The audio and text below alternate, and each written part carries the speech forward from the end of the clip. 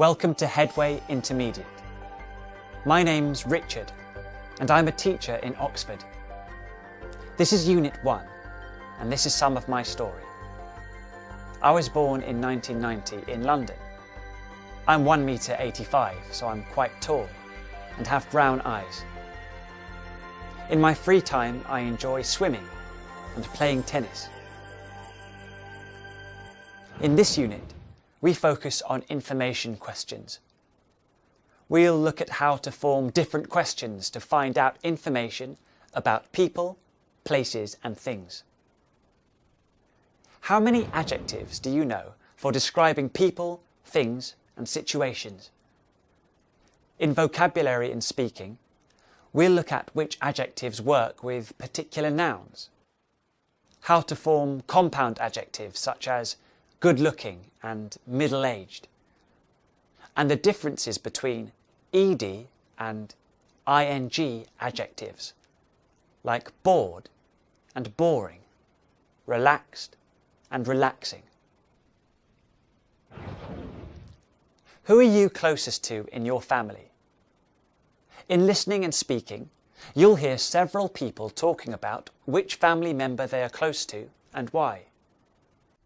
I'm closest to my mom because she supports me and it's easy to talk to her about any problem I've got.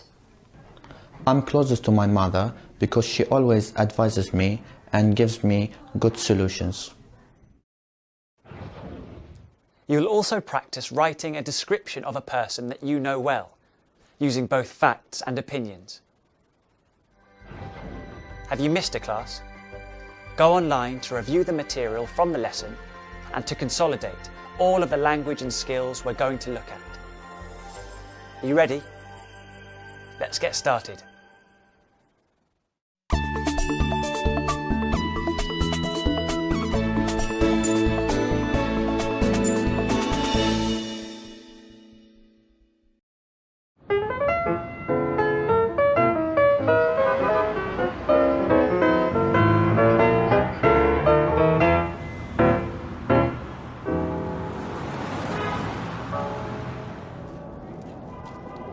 My name is Nicholas, but all my friends call me Nick.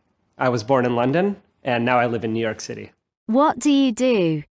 I run People's Television. It's a video production company based in New York City and Washington, D.C. We make animations, documentaries, commercials, and even feature films. Do you like living in New York? I love living in New York City. A lot of people think it's too crowded, or it's too busy, or it's too stressful. But for me, I think it's just the energy of the place is something I really love. First, it's great because my friends, my family are all here because I grew up here. But also there's so much happening culturally. There's always music going on, always films happening. All of my friends live here because I went to high school and junior high school here in New York City. What I love most about New York City is all of the different cultures, communities, and ethnicities that are here. People who live in New York, known as New Yorkers, have a reputation for being impatient and rather bad-tempered. But this is just a stereotype. Most, like Nick, are hard-working and ambitious. What do you like about your New York neighbors? People here are always really passionate about what they're doing, whether it's their business or their art or their job. And I love the energy that the city has.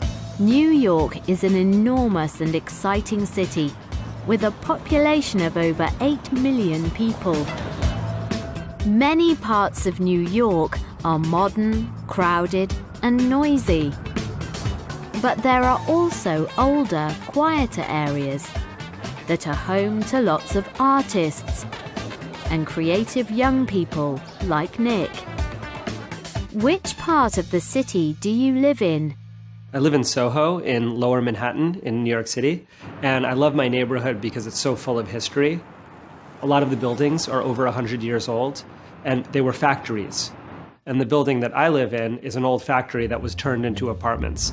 Nick's apartment is great. It's on the second floor, and it's pretty big and quiet. It's the perfect place for him to relax. Nick enjoys practicing yoga in his free time. And the apartment is very convenient too. It's only a 10-minute cycle ride from his office.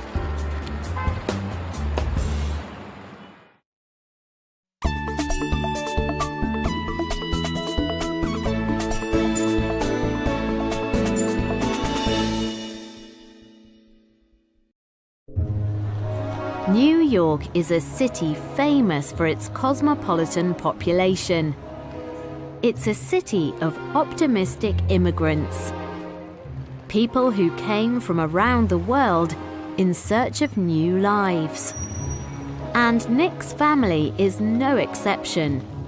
So, where does your family come from? So I have a really interesting family background. My mother's side of the family is from India, from Calcutta, which is in the east part of India. And my father's side of the family is from Europe, from what is now Belarus. Nick's father's family came to New York to escape the Second World War, like many other European immigrants. But his mother's family story is very unusual. So my grandfather came from India in the 1930s, which was very unusual. There weren't a lot of Indian people here in New York City at that time. Now there are a lot. And he was a blind professor. Nick's grandmother was a New Yorker. She lived in an area of the city called the Bronx. So how did she meet a blind professor from India in this city of millions of people? My grandmother was from the Bronx, and the story is that because he was blind, he was having trouble crossing the street, and she helped him out. And they crossed the street together, fell in love, and then they went from New York City to India and got married in the 1940s. Nick's grandparents returned to New York from India, and both of his parents were born in the city. My mother and my father met here in New York City. So I'm part Indian and part Eastern European. Who do you look like? Everybody says that I look just like my mom and that my brother looks just like my dad. I have the same skin color, hair color, eye color as my mom, and my brother has the same skin color, hair color, and eye color as my dad. So some people think we look alike. I think we couldn't look more different. Are you still close to your family today? I'm really close with my brother. I like to stay in touch with him, even though he lives in Germany. So we Skype or FaceTime or video chat almost every day whenever we have time.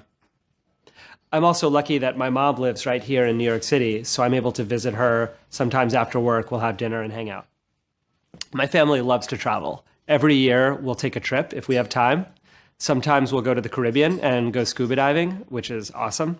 Sometimes we'll go to Europe. My brother lives in Germany, and he's an opera conductor. So we'll go there, visit him, and see his operas. And then when we have time, we go to India, which is where my mother's family is. They're amazing cooks, and we'll eat great Indian food and hang out in Calcutta, which is where her family is from.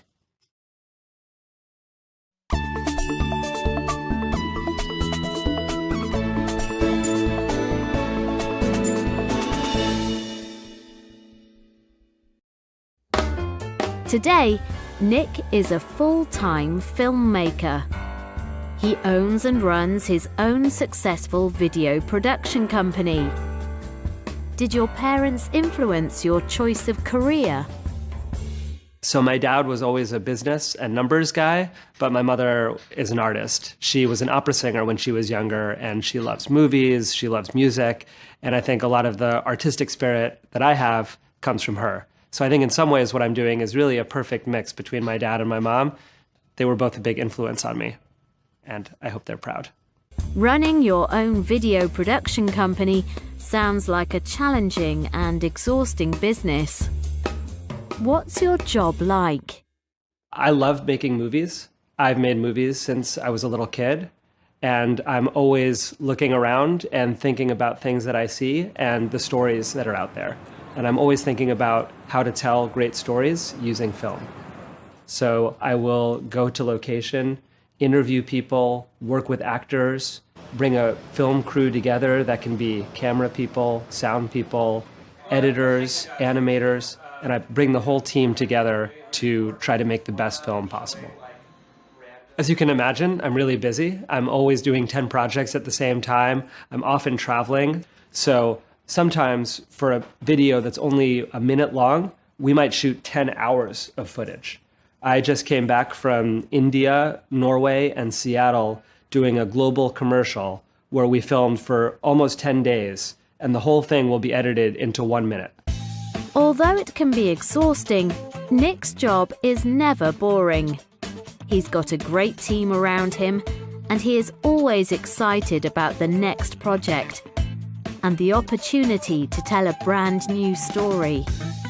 And the remarkable history of his immigrant family is never very far from Nick's mind when he is working. A lot of the films that I've made are about the stories of immigrants. They're about people who have come from one country or one culture and moved into another in the hopes of trying to have a better life.